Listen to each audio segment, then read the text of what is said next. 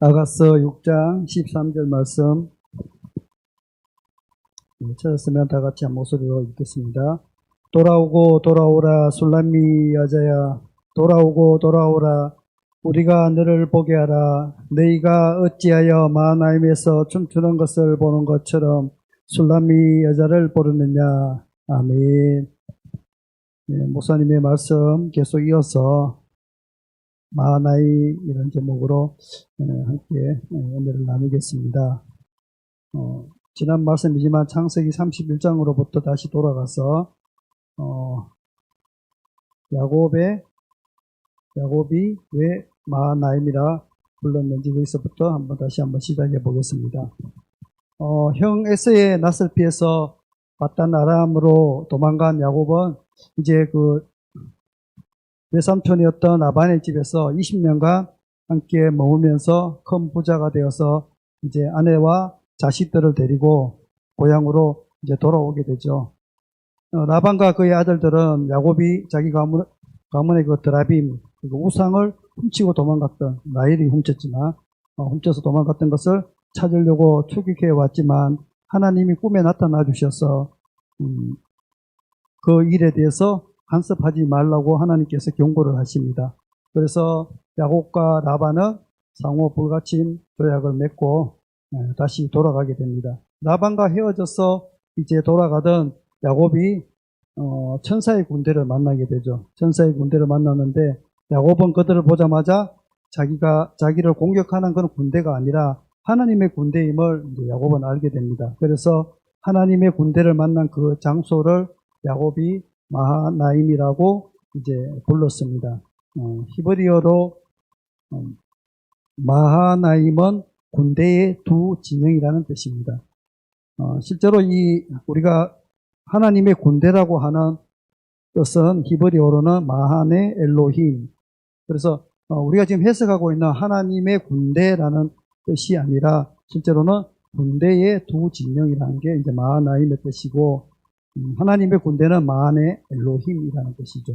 그래서 이제 그 목사님이 지금 우리가 마하나임으로 말씀을 풀어주고 계시는 부분들이 이제 두 진영이라는 뜻이 이제 맞는 것 같습니다. 그렇다면 야곱은 왜 천사의 군대를 만난 그 장소를 두 진영을 뜻하는 마하나임이라고 불렀을까? 그래서 이 두 가지 가능성이 있는데, 첫째는 천사들의 진영과 야곱의 자신의 진영이 만난 그런 장소였기 때문에 마하나임이라고 불렀을 것이고, 둘째는 천사들의 군대가 이 야곱의 무리 앞뒤 또는 좌우 이 두 진영을 써서 서로 호위해 줬기 때문일 것이다 라는 그런 말씀들도 있습니다. 그래서 아마 천사들의 진영과 야곱의 진영 이렇게 만난 장소, 이것이 마하나임이 아니었을까 그렇게 한번 생각을 해봅니다. 그런데 이제 천사들이 야곱을 호위해주고 천사들을 하나님의 군대였던 천사들을 만난 이 야곱의 반응을 보면 이렇게 좀 약간 이해하기 어려운 부분이 하나가 있는데, 거기서 하나님을 군대를 만나고 천사를 만났는데 왜 야곱은 두려워했을까? 왜 그 부분에 대해서 쩔쩔매는 그런 모습을 보였을까? 하나님의 군대였던 천사가 한 천사만 하더라도 수천 수만 명의 힘을 나타낼 수 있는 그런 힘을 가졌던 그런 군대의 역할을 감당하는데 왜 그는 두려워했을까? 20년 전 이 바단 아림을 떠날 때에, 바단 아림으로 떠날 때에 만나 주었던 천사들이 이제 다시 돌아오는 길에 또 야곱을 만나 주셨다는 것이죠. 또 만나 주셨고 하나님의 약속을 붙들고 담대히 돌아올 수는 없었을까? 그럼 야곱에게는 하나님의 말씀에 붙잡아서 하나님이 말씀하셔서 순종하여서 지금 고향으로 돌아가는 길인데, 그곳에서 형 에서에 대한 그 두려움에 사로잡혀 있었다는 것이죠. 즉 지금은 하나님의 때에 맞춰서 이 야곱이 지금 고향으로 돌아가고 있는 것이죠. 그럼에도 불구하고 야곱은 지금 큰 두려움을 가지고 있었다는 것이죠. 그리고 야곱이 그 두려움에 대한 것을 표현하는 것이 지금 창세기 31장에 보면, 첫 번째로 야곱은 에서에게 미리 사신을 보냈습니다. 우리가 미리 전에 읽었을 때 잘 아는 내용이지만, 화친하기 위해서 먼저 사신들을 에서에게로 보내가지고 자신과 평화를 하기 위해서 사신을 보냈고, 두 번째는 자기 재산을 두 때로 또 나누어서 그 공격에 대비했습니다. 만약에 에서가 군대를 이끌고 오는데 공격을 했을 때 한 때가 죽으면 한 때를 살려서 가겠다는 그런 부위에 대한 어떤 그런 생각을 하고 있었죠. 또 답답한 마음으로 하나님께 또 기도를 하기도 했습니다. 그래서 그래도 안심이 안 된 이 야곱이 형을 위해서 엄청난 또 예물을 준비하죠. 그 예물의 양이 마치 전쟁에서 패한 그 군대가 승리한 사람에게 보내주는 그 예물의 곡물이라 그러죠. 그죠? 그 곡물의 양만큼이나 많은, 곡물만큼이나 많은 그런 양을 준비해서 지금 가고 있는 것을 보여주고 있습니다. 그리고 이 예물을 세 때로 나누어서 하인들에게 맡긴 후 에서를 만나거든 공손하게 말하라, 이렇게 지금 당부를 하고 있습니다. 마지막으로 이제 사람들을 아내들과 자녀들만 보내고 자신은 야복 그 강가를 건너지 않고 남아 있습니다. 성경에 보면 라헬과 함께 남아 있는 것을 볼 수 있는데, 재산을 잃고 심지어 처자식조차도 잃더라도 뭐 좀 이 야곱의 이름에서 표현해 주는 것처럼 한번 자기만 살아보겠다 하는 것일까? 한번 그런 생각도 한번 해봤어요. 왜 가장 뒤에 있었을까? 군대는 또 가장이라면은 맨 앞에 서서 자기가 가족들을 지켜야지. 왜 맨 뒤에 자기는, 야, 그것도 제일 사랑하는 사람은 남겨놓고, 첫째 부인, 레아, 옛날에는 좀 못생겼으니까 먼저 죽어. 뭐, 이런 것도 아니고, 하여튼 이게 뭐, 재산도 그래 나눠서 좀 꼼쳐놨다가, 혹시나 오면은, 먼저 뭐 공격하면은, 뒤에 때리고 도망갈까? 이런 생각을 했을까? 역시, 이름이 속이는 자, 바꿈치를 짧은 자, 사단을 속여야 되는데, 지금 그렇게 속이고 있는 것 같아요. 한번 그런 생각들을 또 한번 해봤습니다. 그랬던 야곱이 그 야복강가에서 밤새 천사와 씨름을 하게 되고 결국 항복을 하고 맙니다. 그의 이름은 하나님과 겨루어 이겼다는 의미로 이제 야곱에서 이스라엘로 이름이 변화가 되죠. 그 이름의 비결이 많은 사람들이 실제로 그 이름의 비결을 잘 몰라요. 그래서 우리 교회가 경주 시민교회 맞나요? 예전에 경주 시민교회에서 성결한 교회로 이렇게 바뀌었잖아요. 바뀌면서 많은 사람들이 교회 이름을 왜 바꾸고 이렇게 얘기를 많이 해요. 그런데 야곱에서 이스라엘로 이름이 바뀐 것은 정말 영적인 의미가 상당히 큰 거잖아요. 그래서 우리 교회도 마찬가지예요. 경주 시민교회, 그 경주의 그 시민 성결교회라는 성결교회를 경주에 있기 때문에 시민 성결교회 이렇게 붙였단 말입니다. 그런데 저쪽에 경주 시민교회가 또 있어요. 사람들이 항상 헷갈리는 거예요. 이제. 그런 중에 우리가 이곳으로 교회를 옮기게 되고 이제 이곳에서 목사님에게 우리 교회의 이름을 성결한 교회라 하다 하면서 그 약속의 말씀들 계시록 3장 18절의 말씀을 주신 거거든요.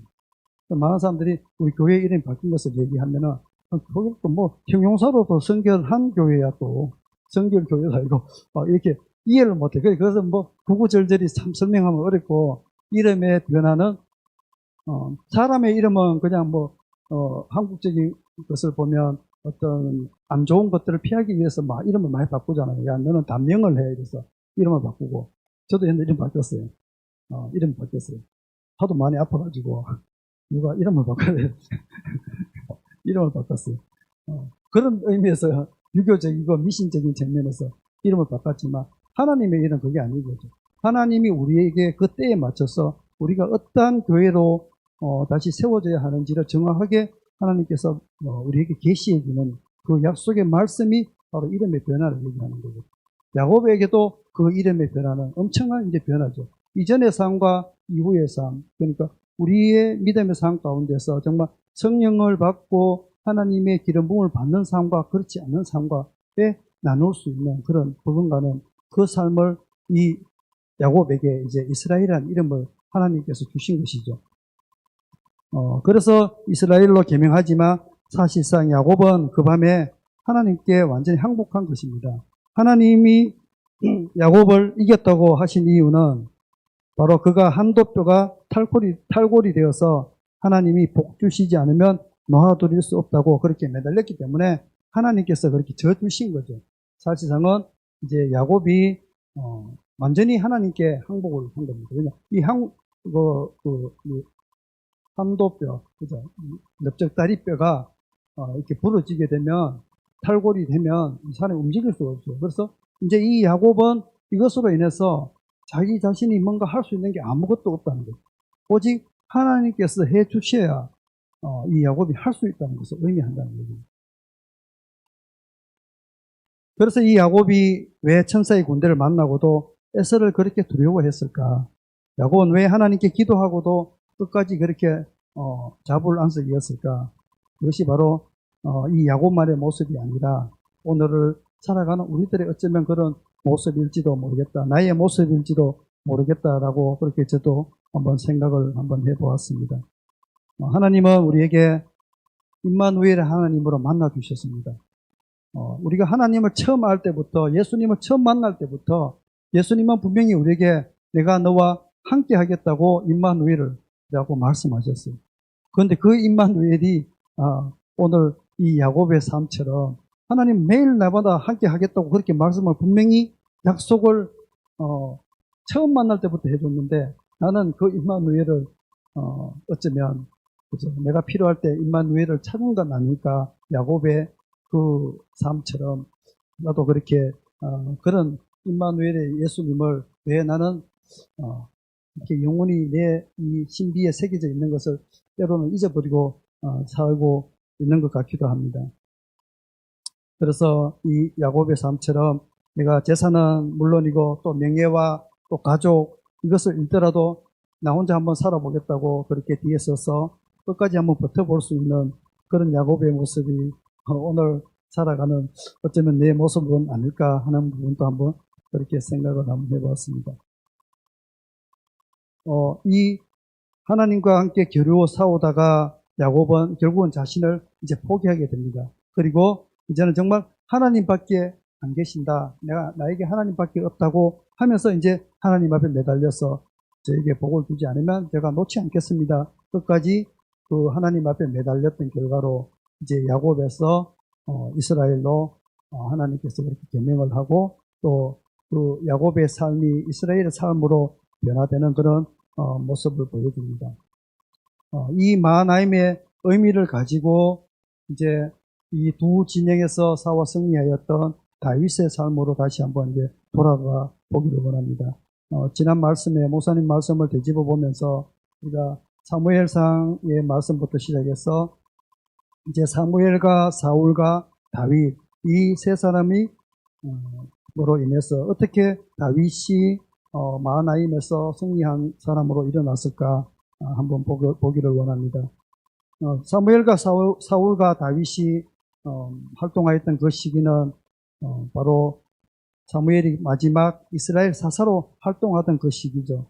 하나님 관점에서 바라보면 정말 암울하고 정말 어처구니 없고 정말 답답한 그 시기가 아닐까. 제사장들이 타락하고 하나님 말씀에 불순종하고 온갖 우상 숭배를 다하면서 정말 엘리 제사장이 때에 그렇게 말씀하였던 것처럼 하나님의 말씀이 희미하여지던 시기, 희미하던 시기. 이제 사무엘의 엘리의 손자가 태어나면서 엘리의 며느리가 이가봇이라고 그 이름을 지었던 것처럼 하나님의 영광이 떠났던 그런 시기가 바로 이 시기였던 것 같아요. 오늘날 가도 결코 좀도 다를 바가 없는 그런 시기. 지지리도 정말 하나님 말씀 듣지 않던 그 이스라엘 백성이 이번에도 자기들에게 왕을 달라고 요구를 하게 되죠. 그 왕을 달라는 요구, 아니지만 하나님께서는 그들에게 강구하는 이스라엘 백성들에게 그들의 부탁을 드려줍니다. 여기서 우리가 한 가지 좀 생각해 봐야 될 것은 사무엘에게 좀 초점을 맞춰봤으면 좋겠습니다. 사무엘은 정말 이스라엘 최고의 사사였습니다. 최고의 사사였고 정말 태어나자마자 하나님의 제단에서 하나님께 예배하는 정말 예배자 중에서 예배자, 정말 강력한 그런 하나님의 사사였던 사무엘에게 두 아들이 있었죠. 그죠? 그 아들이 불량자고 그 아들이 그 제사장의 직을 이용해서 수많은 부정부패를 하는 그 그 일을 행함을 통해서 이스라엘 백성에게 왕을 만들어줄 수 있는 그런 계기를 만들어줬다는 것이죠. 그래서 사무엘은 정말 훌륭한 그런 사사였지만 우리 모두가 참 자녀를 다 데리고 다 모시고 살죠. 다 자녀를 모시고 사는데 자녀를 다 모시고 사는데 뭐 누구 자녀 잘났다 못났다의 의미가 아니라 우리에게 그 사랑스러운 자녀들이 어떤 하나님의 나라에 커다란 빌미를 만들어줬다는 것입니다. 하나님은 정말 내가 왕이다, 내가 왕이다고 그렇게 말씀을 하셨지만 이스라엘 백성들은 그 의미를 모르고 계속 하나님 앞에 그 요구를 하게 되는 것이죠. 근데 그 빌미를 누가 만들어줬냐면 사무엘의 자녀들이 사무엘이 만들어준 것이죠, 결국은. 그것을 통해서 이제 사울 왕이 왕으로 이제 자라나게 뽑히게 되는 것이죠. 하나님은 그래서 그것을 결코 기쁘게 여기지 않으십니다. 출애굽할 때도 그렇게 뭐 광야에서도 그렇게 하나님 앞에 소리치고 매달릴 때도 하나님은 다 들어주시잖아요. 아닌 줄 알면서도 다 들어주신다는 것입니다. 그 강구함을 동일하게 하나님이 정말 내가 이스라엘의 왕이다고 그렇게 수없이 얘기를 했지만 이스라엘 백성들은 그것을 깨닫지 못하였습니다. 우리가 오늘을 살아가면서도 마찬가지죠. 내 자신이 아니면 내 가족, 내 부모, 내 남편, 내 아내 또는 학교 또는 회사의 어떤 리더가 왕이 아니고 정말 하나님이 우리 자신의 정말 왕이라는 것을 우리가 인정하고 그것에 절대 굴복하고 그것에 순종하는 삶이 정말 우리가 정말 하나님을 온전히 사랑하고 섬겨가는 그런 삶이라는 것이죠. 이 고백으로부터 우리가 진짜 예배자의 삶, 신부의 삶이 되는 것입니다. 이것이 안 되면은 우리는 진짜 신부로서는 정말 준비되지 않는 그런 신부가 되는 것입니다. 아가서를 1장에서 8장까지 수백 번을 읽고 수천 번을 암송하더라도 그것이 인정이 안 되면 하나님이 정말 내 삶의 주인이고 왕이라는 것이 내 삶 속에서 그것이 안 나타나면 그것은 신부로서의 자격은 있을 수 없다는 것이죠. 하나님은 불의한 것은 이스라엘 백성 요구에 응답해 주시고 이제 왕을 세워줍니다. 그 이스라엘의 첫째 왕이었던 베냐민 지파의 사울이 목사님 말씀을 통해서 우리가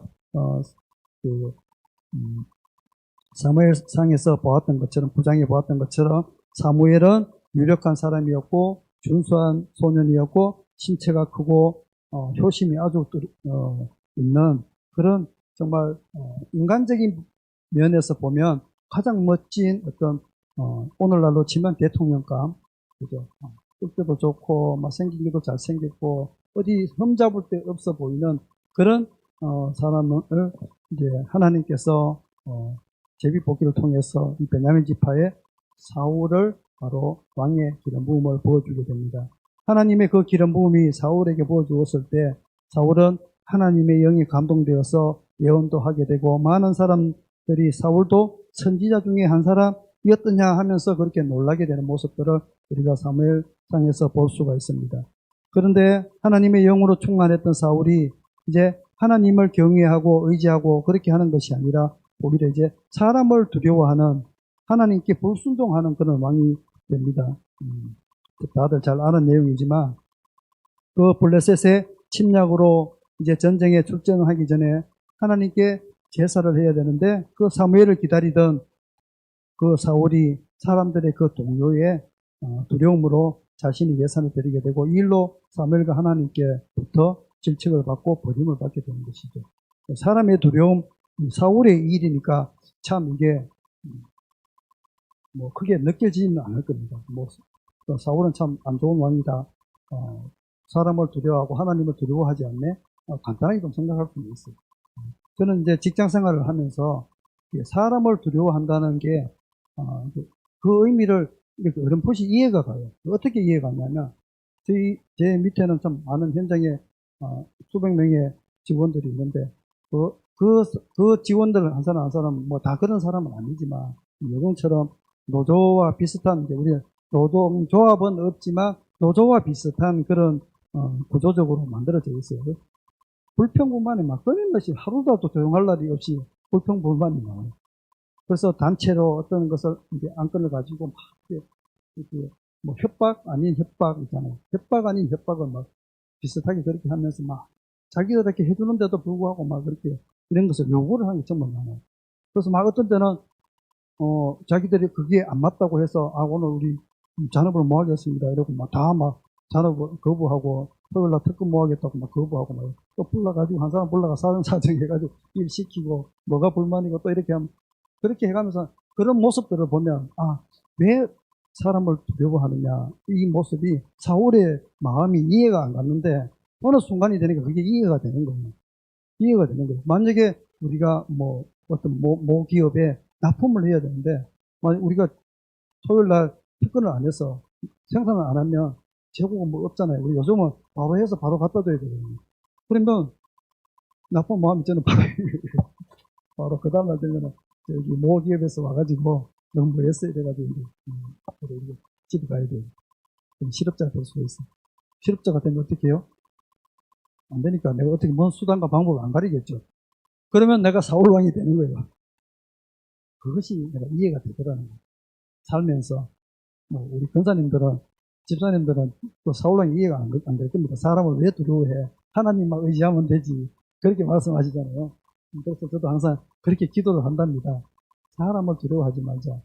정말 정직하고 정의로운 그런 믿음의 사람이 될 때 하나님은 분명히 그것을 지켜주실 거야.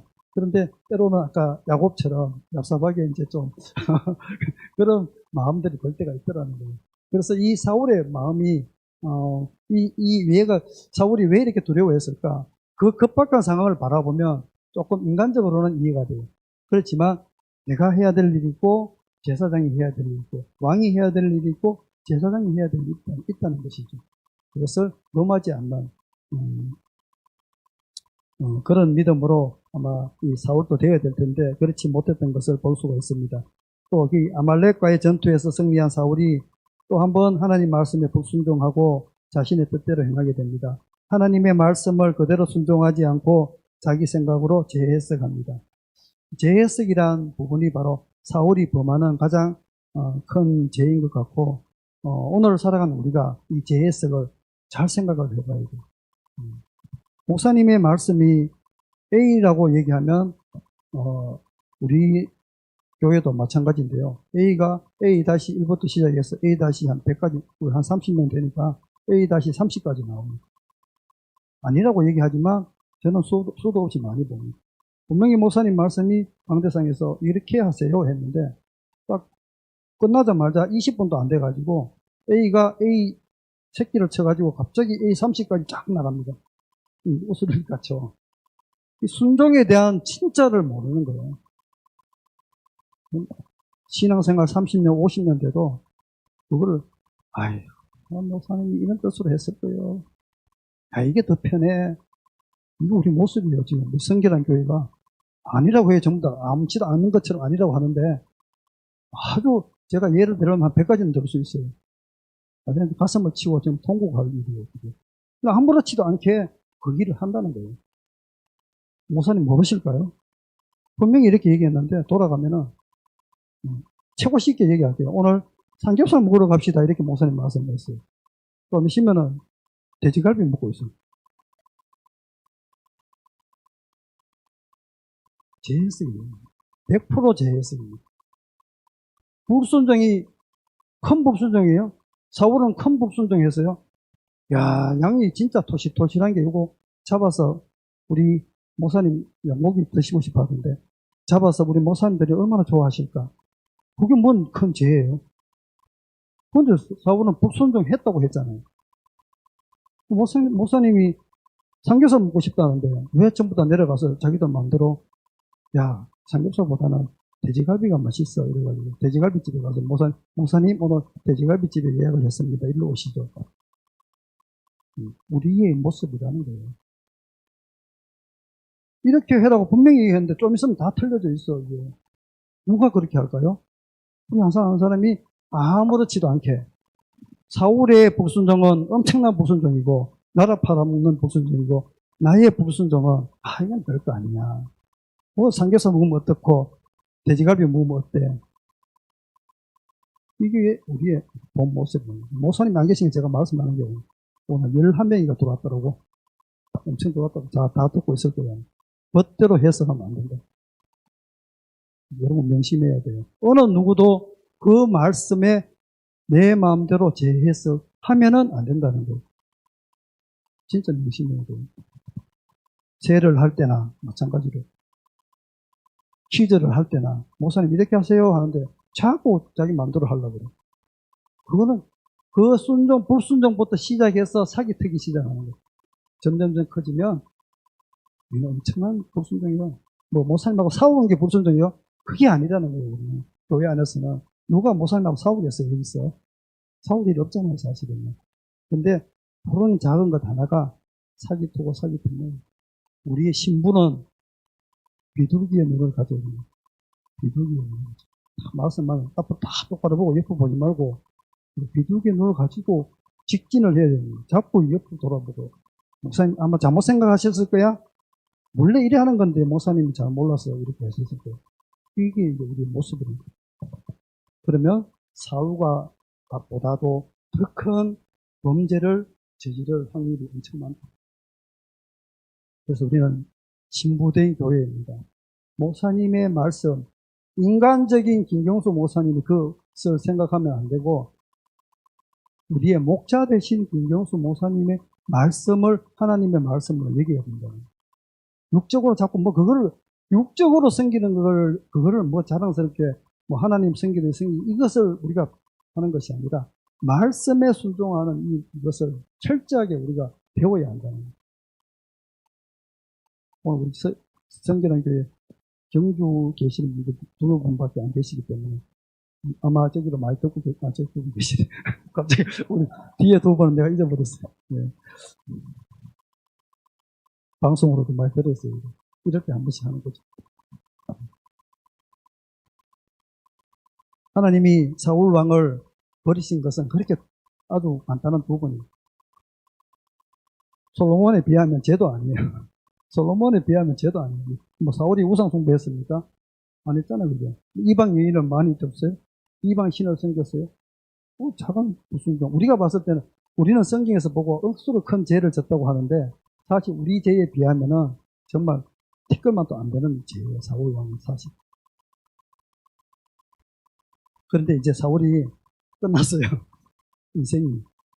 왜냐면 이제 그 기름 부음이 떠나버립니다.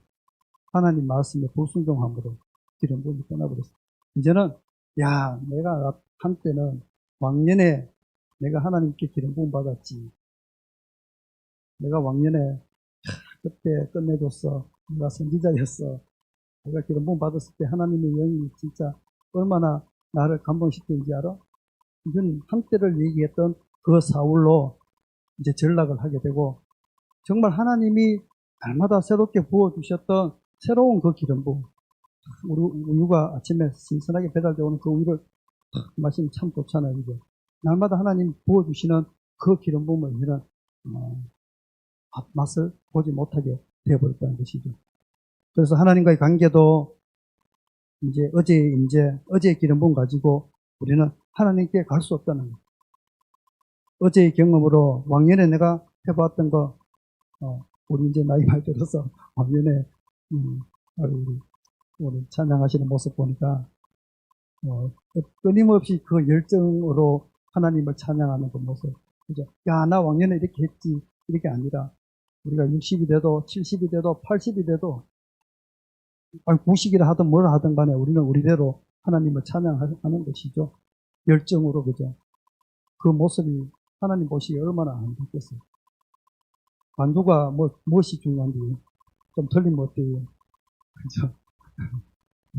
그렇게 목숨 걸고 세 박자 쉬고 네 박자 쉬고 그거를 뭘로 따져 자꾸 그냥 따라오면 되지. 인도하는 대로 세 박자 네 박자 8분의 6박자 한장하겠네.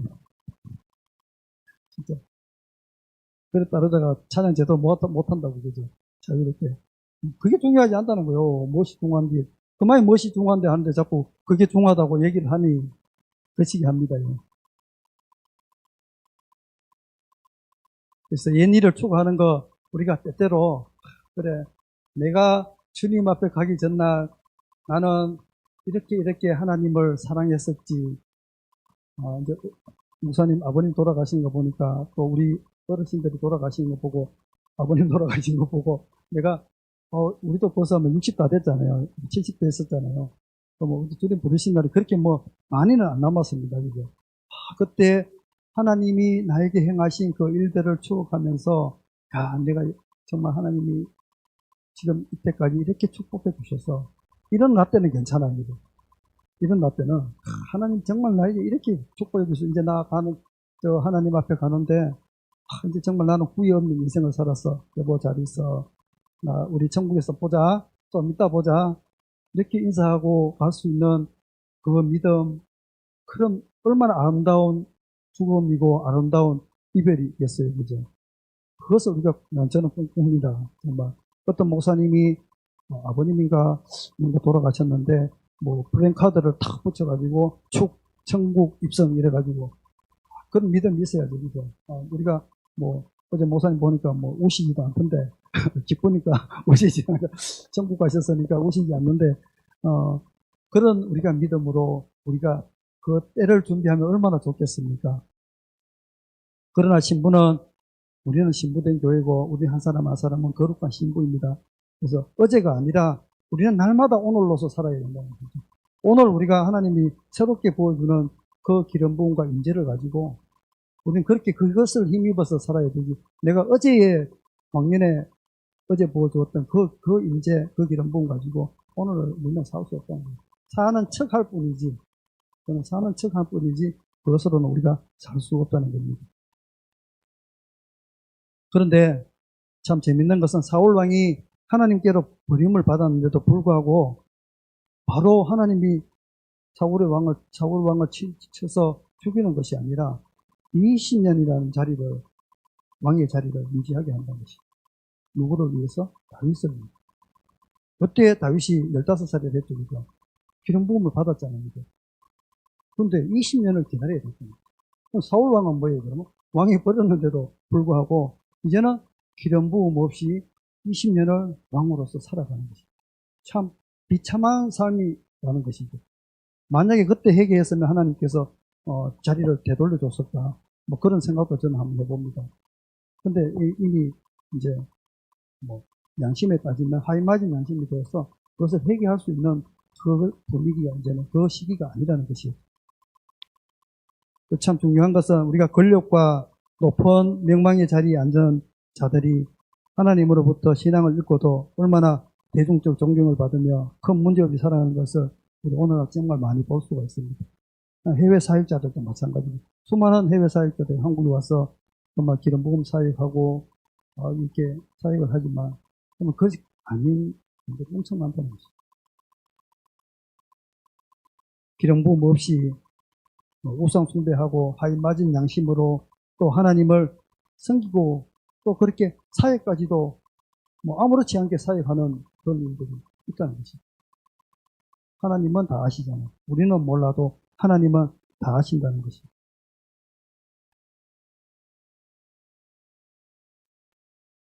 어제의 그런 사람이 되어버린 사울이 참된 순종으로부터 오는 그런 신선한 새로운 그런 기름 부음을 받을 기회를 이제 사울이 완전 박탈당하게 됩니다. 참 중요한 것은 사울이 어떻게 왕이 되었느냐 우리가 이렇게 바라보면 사울은 갑자기 왕이 되었어요. 갑자기 이제 그 사무엘 선지자의 자녀들이 그렇게 되다 보니까 이스라엘 백성들이 왕을 달라고 했고 하나님이 이스라엘 백성들 계속 그렇게 부르짖고 땡깡을 부리니까 하나님이 그래 왕을 줄게 하면서 왕이 있으면 너희들은 이런 일을 해야 될 거야 했는데도 불구하고 왕을 세우게 되는 것이죠. 그래서 얼렁뚱땅한 결에 사울이 왕이 되었다는 거예요. 뭐 준비할 시간도 없어요. 준비 안 된 대통령이라고 많이 얘기를 하는데 뭐 그거나 뭐 맨날 똑같더라고. 준비되나 안 되나 똑같은데. 그래서 신앙인으로서 또한 한 나라를 다스리는 왕으로서 준비되어 있지 않았고 성경에는 그의 삶이 하나님께 나아가는 어떤 고난이나 환난이나 인내의 시간이 없었기 때문에 그는 하나님을 의지하는 방법을 몰랐고 그래서 기다리는 그 인내의 시간을 견디지 못했습니다. 사울이 그 사무엘이 오는 그 시간조차도 인내할 수 있는 그 인내의 삶을 살아보지 못했다. 사람은 참 준수하고 효심이 깊고 참 멋있게 생겼는데 그런 고난의 환경들을 다윗과 비교하면 참 게임이 안 되죠. 그런 시간들을 보내지 못했다. 그러니까 조금만 뭔가 터치가 되면 막 환장하는 거예요. 이 혈기도 오를 거고. 우리가 고난의 시간이 없으면 우리에게는 그렇게 우리는 망령되이 행하게 됩니다. 비전이 없으면 백성이 망령되이 행한다고 해요. 우리에게 비전이 없고 하나님에 대한 순종함이 없고 하나님에 대한 말씀이 없으면 그렇게 망령되이 행하는 거예요. 그냥 막 혈기 나오는 대로 행동하게 된다는 것이죠. 우리에게 일어날 수 있는 가장 불행한 것이 바로 준비가 되기 전에 성공되어진다는 것입니다. 그래서 우리가 오늘의 기름 부음, 오늘의 우리가 보여지는 것, 참 많이 하는 것, 이것에 우리가 너무 그렇게 얽매일 필요도 없고 그것에 너무 자랑스러워할 필요도 없다는 것이죠.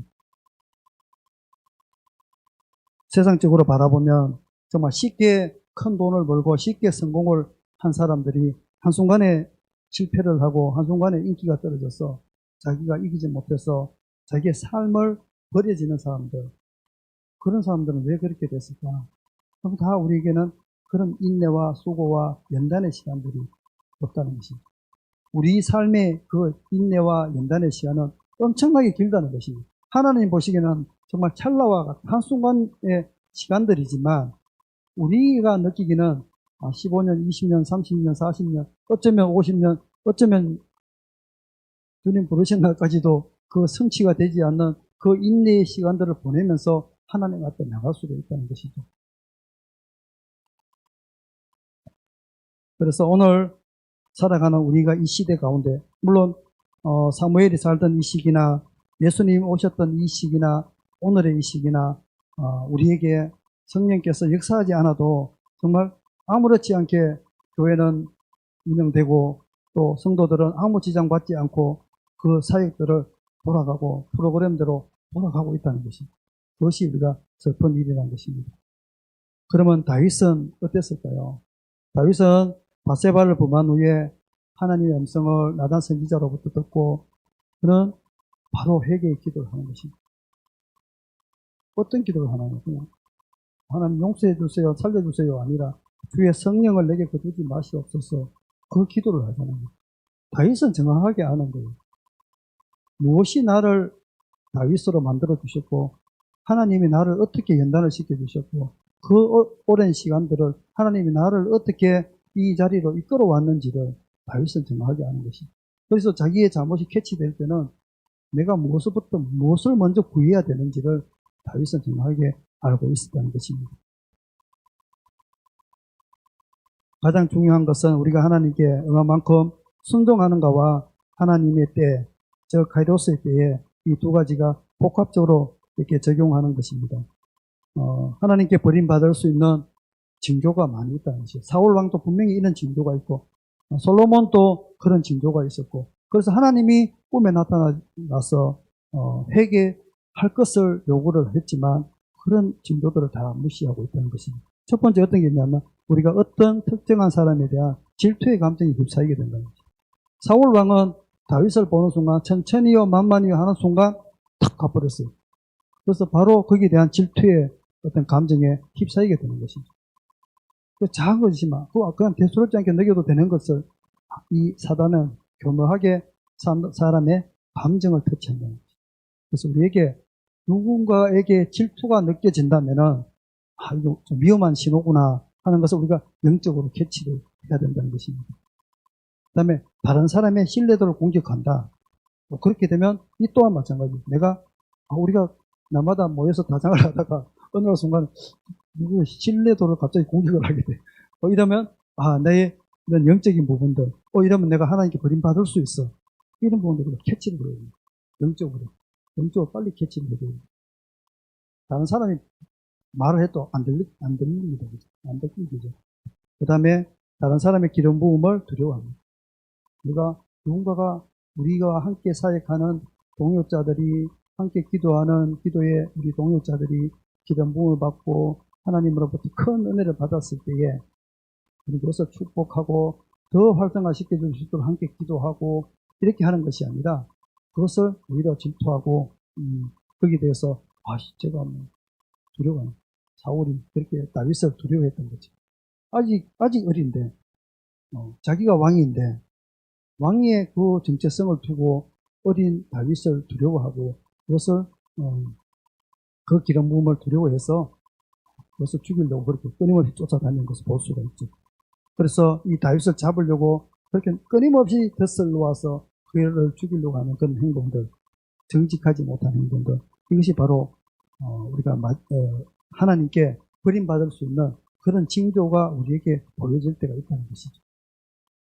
우리가 그렇지 않으면 참 좋지만 그런 징조가 보일 때 우리는 하나님이 나에게 주는 어떤 신호구나 시그널이구나 하는 것을 캐치해서 바로 우리가 회개하고 하나님께로 돌이킬 수 있는 그런 우리가 믿음의 사람들이 되었으면 좋겠습니다. 그런 사람은 어떻게 그것을 알 수 있을까? 결국 우리가 기도하지 않고 말씀 안에 있지 않으면 아무도 모른다는 것이죠. 그래서 우리는 깨어 있어야 될 이유가 우리는 언제든지 육을 입고 있기 때문에 언제든지 죄를 지을 수 있다는 것이죠. 그럼에도 불구하고 하나님 우리를 사랑하시고 우리가 하나님 앞에 매달리고 하나님 앞에 기도하고 하나님 앞에 온전히 하나님을 바라볼 때 하나님은 우리에게 잘못된 것들을 가르쳐 주신다는 것이죠. 어림없이 사랑해 주시지만 그것을 우리에게 가르쳐 줍니다. 주의 성령께서 진리의 성령께서 보혜사이신 성령께서 우리를 깨닫게 해 주신다는 거죠. 그래서 기름 부음 안에 있어야 되는 것이고 우리가 임재 안에 있어야 될 이유가 바로 그것이라는 거죠.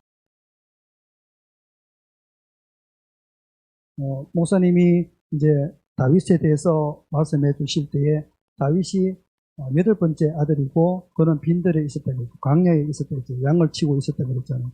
그래서 첫째 엘리압부터 시작해서 7째까지 셋째 아들까지 이름만 나오지만 둘째하고 셋째 삼마 기름 부음을 가장 중수한 사울 때처럼 잘생긴 엘리압에게 기름 부으려고 사무엘이 기름 부을 할 때 하나님이 아니라 그랬습니다. 그죠?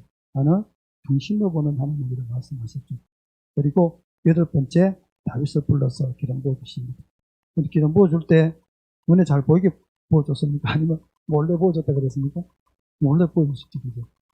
그래서 어떤 책에는 보기에 은밀한 기름 부음이라고 해요. 은밀한. 이 사단이 알면 큰일 나잖아요. 사울이 알면 큰일 나잖아요. 그죠? 그러니까 목사님 그렇게 모르게 부어줬다는 의미는 다윗에게 은밀한 기름 부음을 부어주신 거예요. 이제 왕이 한 시대의 왕이 있잖아요. 그리고 이 사울 왕이 당당 20년을 왕으로서 아직 건재하게 왕으로서 있기 때문에 하나님은 그 시기를 다 아신 거잖아요. 그래서 은밀하게 기름을 부어주시고 은밀하게 진행이 되었다는 것이죠. 그리고 다시 다윗이 빈들에서 양을 치는 목자로 있을 때부터 하나님이 그때부터 이미 지켜보시고 택하시고 이제 그 왕으로서의 그 기름 부음을 부어주셨다는 것이죠. 그런데 하나님은 기름 부어 주신 후에 왕으로 바로 세우지 않고 더 그 20년의 삶을 연단의 시간들을 고난의 시간들을 정말 처참할 정도의 그런 시간들을 하나님께서 훈련시키시고 왕으로서의 하나님을 예배하는 예배자로의 삶으로 바로 하나님께서 그렇게 만들어 가고 계셨다는 것이죠. 그래서 우리는 그것을 분명히 기억해야 된다는 것입니다. 정말 우리가 신부된 사람으로서 다시 오실 주님의 길을 예비하는 엘리야의 심령과 능력으로 살아가고 세례 요한처럼 하나님의 예수 그리스도의 오실 길을 예배하고 살아가는 우리 거룩한 신부로서의 삶은 바로 이 다윗과 같은 삶이라는 거예요. 되게 되어 있다는 거예요. 되게. 우리는 될 사람이고 무조건 되게 되어 있다는 거예요. 그냥 있으면 된다는 거예요. 그것을 못 참고 내가 안다라고 내가 못 참고 어쩔 수 없이 이것을 바꿔버리면 우리는 이제 사울처럼 그렇게 버림받은 왕이 되어버릴 수 있다는 것입니다. 하나님께서는 다윗의 그 거룩함을 위해서 사울을 도구로 사용하였습니다. 사울을 왕으로 세우심을 한탄하신 하나님이 20년을 사울이 왕으로 군림하는 것을 허락하셨고 또한 사울과 또 아들 압살롬으로부터 도망다니면서 더 하나님을 찾고 그 앞에 엎드리는 훈련을 시켰습니다. 왕으로 또 기름 부음 받은 후 그 20년의 그 시간을 다윗은 인내하며 하나님의 때를 기다리는 그 믿음을 놓지 않았다는 것입니다. 그냥 끝까지 인내하고 하나님을 붙잡고 믿음을 잃지 않고 붙잡고 있을 때에 하나님의 때에 우리 하나님이 우리를 정말 소중하고 귀중하게 우리를 사용해 주실 것입니다. 그래서 우리에게는 고난의 과정이 필요합니다. 고난이 없는 인생은 인생이 아닙니다. 그래서 내 삶이 순탄한 것은 결코 우리는 자랑할 것이 못 될 것입니다. 그래서 그 고난이 주님 저에게 고난을 주시옵소서 이렇게 기도할 일은 아니지만 주님 나는 고난이 왜 이리 없어요? 이러신 분 있나요? 지금 내가 너무 잘 풀려서 우리 가정이 너무 잘 풀려서 하나님 어떻게 해요? 잘못하면 타락할 수도 있는데 고난을 좀 주세요. 이렇게 기도까지 해야 되나요? 그런 삶은 별로 없겠죠. 그래서 우리에게는 고난 과정이 필요하다는 것입니다. 예수님도 고난을 통해서 순종함을 배웠다는 것이죠. 하나님의 아들이신 하나님이신 그분이 고난을 통해서 순종을 배웠다. 그 완전하신 분이 육체로 오셔서 고난을 통해서 순종을 배웠다는 것입니다. 안타깝게도 사울에게는 이러한 고난이 없었다는 것입니다. 하나님께서 일하고 계신 일에 가장 강하게 대적하는 사람은 다름 아닌 어제 서임받은 사람이란 그런 말이 있습니다. 교회 안에서도 우리가 목사님 말씀을 통해서 많이 듣지만 내부의 적이래요. 교회의 적은 교회 안에 있다고 그러잖아요. 그래서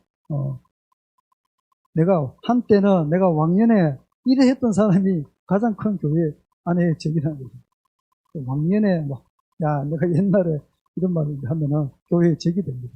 그래서 그런 말을 쓰시면 안 돼요. 특히 성령 사역하고 기름 부음 안에 있고 인재 안에 있는 그런 우리 교회와 같은 신부의 사역을 하는 교회들은 우리는 왕년이 없어요. 그죠? 무조건 오늘, 내일. 우리에게 어제는 없어요.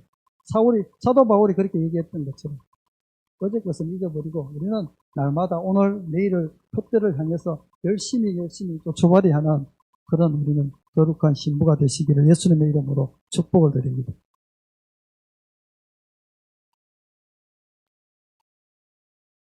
그 다음에 다윗은 그 예배와 경배, 즉 다윗이 우리가 시편에 73편을 썼다 그랬잖아요. 그래서 그 다윗은 그 음악성과 함께 용맹이라는 그 능력을 가졌다는 거예요. 그 사람들 보면 음악하는 사람들은 야리야리 하잖아요. 여리여리 하잖아요. 음악하는 사람들. 보면 막 이렇게 드레스 딱 입고 몸이 날씬하고 막 힘이 없어 보이고 뭔가 또 그렇고. 그런데 전쟁을 하는 그런 사람이 전쟁 잘하는 거 잘 못 봤잖아요. 그죠? 근데 다윗은 환상을 내가 못 봤는데 그렇게 준수하고 예쁘게 생겼는데 또한 용맹하다는 것이죠.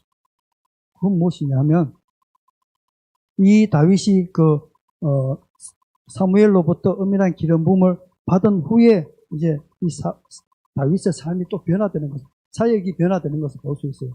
그 기름 부음 받고 난 다음에 바로 행했던 것이 사울에게 가져오죠. 사울이 악령이 들렸을 때에 그가 수금을 타서 그 악령을 쫓아내는 것을 볼 수가 있습니다. 그래서 다윗의 삶을 보면 정말 뭔가 맞지 않는데 다 가지고 있어요.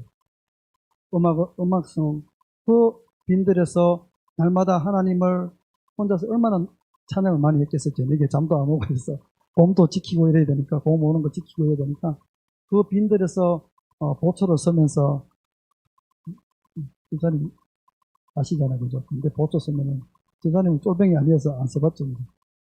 우리는 새벽에 2시간씩 돌아가면서 쓰잖아요. 보초 다 쓰면 별 생각이 나잖아요. 밤에 아무도 없는데 하늘 쳐다보면 다윗은 맨날 그 별을 보면서 하나님을 별 생각을 하는 게 하나님을 찬양하잖아요. 그 수많은 찬양이 쌓여서 그것이 경배의 능력이 되는 것을 볼 수가 있죠. 정말 어울리지 않는 그 음악성과 또 용맹성. 그 용맹은 어디서 나옵니까? 만군의 여호와 되신 하나님의 이름. 그 이름이 다윗에게는 강력한 최고의 무기였으니까. 그 무기를 가지고 다윗은 승리했다는 것을 볼 수 있어요. 다윗되게 하는 것은 무엇일까? 성경에는 다윗이 어디로 가든지 여호와께서 이기게 하시니라 이렇게 말씀하고 있습니다. 우리가 어디로 가든지 이기게 하신 하나님, 우리 성결한 교회 모두가 그런 어디로 가든지 이기는 삶을 살아내는 저와 여러분이 되었으면 좋겠습니다. 그럼 다윗이 어떻게 이래서 이렇게 됐을까? 첫째로 이건 제가 먹인 겁니다. 성령을 근신되게 하는 일에 예민함이 극도로 발달해요. 다윗은 성령에 수로 민감했다는 것이죠. 그래서 시간 관계상 제가 다 같이 읽기는 그렇고 제가 읽어드리겠습니다. 사무엘상 24장 5절에서 7절 말씀. 사울이 블레셋 사람을 쫓다가 돌아오매 어떤 사람이 그에게 말하여 이르되 보소서 다윗이 엔게디 강야에 있더이다 하니 사울이 온 이스라엘에게 택한 사람 3,000명을 거느리고 다윗과 그의 사람을 찾으러 덜염소 바위로 갈새 길가 양의 우리에 이른적 굴이 있는지라 사울이 뒤를 보러 들어가니라.